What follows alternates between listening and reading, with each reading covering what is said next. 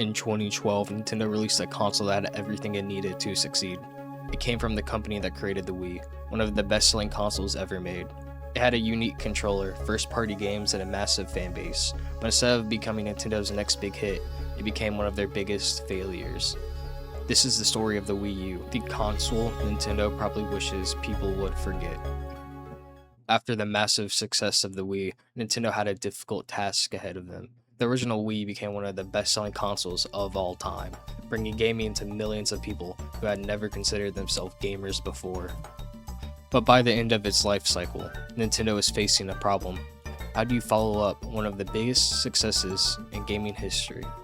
The answer Nintendo came up with was the Wii U. Nintendo first revealed the Wii U at E3 2011, and at first the reaction was confusing. Instead of focusing on a brand new console, Nintendo's presentation centered almost entirely around the new controller, the Wii U gamepad. The gamepad featured a 6.2-inch touchscreen, traditional buttons, analog sticks, and the ability to display games separately from the TV. Nintendo wanted players to think of it as a second screen that could create new ways to play. The problem wasn't that the gamepad was a bad idea, the problem was that Nintendo struggled to explain why people needed it. Many people watching the announcement weren't sure if the Wii U was a completely new console or just another accessory for the original Wii. Even the name itself created confusion. By keeping the Wii branding, Nintendo hoped to connect it to the success of their previous console. But instead, many consumers thought it was simply an upgrade to the original Wii, and this confusion will follow the Wii U all the way to launch. When the Wii U finally launched in November 2012, Nintendo had the chance to finally show people why this new console was worth buying. After months of confusion surrounding the system, the launch was supposed to be the moment where everything finally made sense. However, instead of creating the same excitement that surrounded the original Wii, the Wii U launch was met with complaints.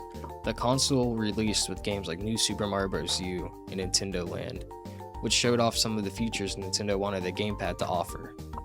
Nintendo Land was especially important because it was designed to introduce players to the different ways the gamepad could be used, similar to how Wii Sports helped people understand the original Wii. But the Wii U didn't have that one game that made everyone feel like they needed the console. The Wii U didn't have that same instant connection. While the gamepad had interesting features, many players still didn't understand why they needed a second screen, or why it was worth buying an entirely new console. Nintendo had created a console with a unique idea but bad branding. After the Wii U launch failed, it became clear that Nintendo had a much bigger problem on their hands. The console wasn't selling anywhere near the level that the company had hoped for.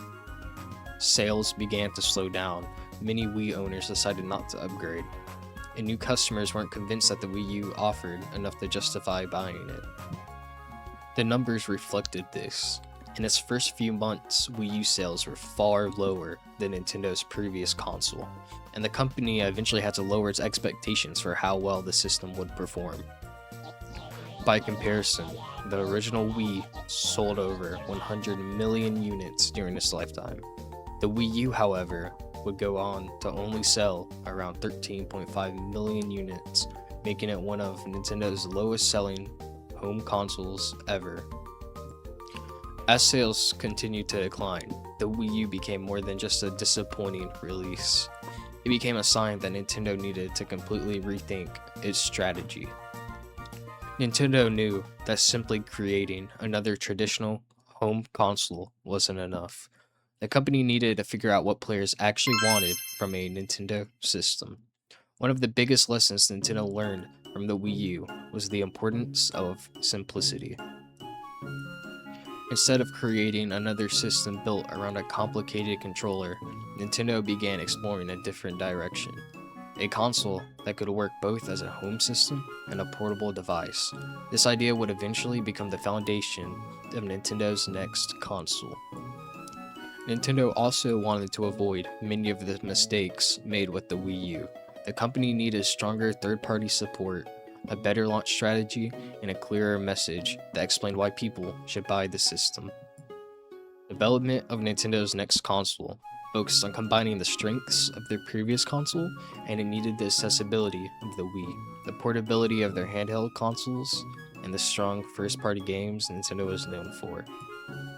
Instead of trying to convince people to understand a complicated idea, they wanted to create something people would understand immediately. And this time, Nintendo succeeded.